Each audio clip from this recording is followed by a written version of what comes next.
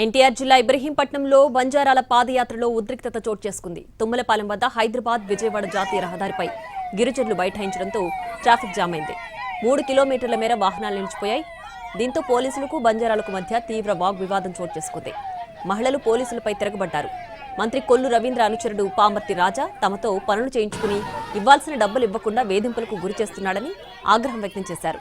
CM Chandrababu, మంత్రి లోకేష్ స్పందించి తమకు న్యాయం చేయాలని గిరిజన మహిళలు వేడుకుంటున్నారు.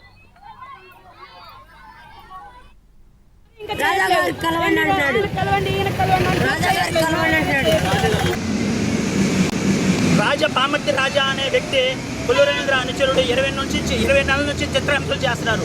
ఇదే విషయాన్ని కొల్లు రవీంద్ర గారికి గౌరవనీయులు కొల్లు రవీంద్ర సార్ దగ్గరికి తీసుకెళ్లి 7 నెలలు అయిపోయింది, ఇప్పటిదాకా న్యాయం దొరకల.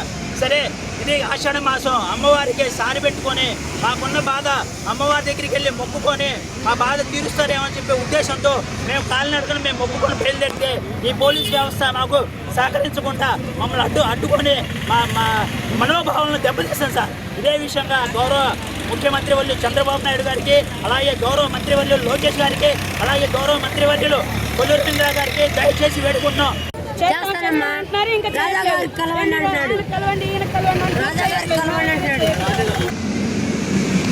పామర్తి రాజా అనే వ్యక్తి కొల్లు రవీంద్ర అనుచరుడు 20 నెలల నుంచి చిత్రహింసలు చేస్తున్నారు. ఇదే విషయాన్ని కొల్లు రవీంద్ర గారికి గౌరవనీయులు కొల్లు రవీంద్ర సార్ దగ్గరికి తీసుకెళ్లి 7 నెలలు అయిపోయింది, ఇప్పటిదాకా న్యాయం దొరకల.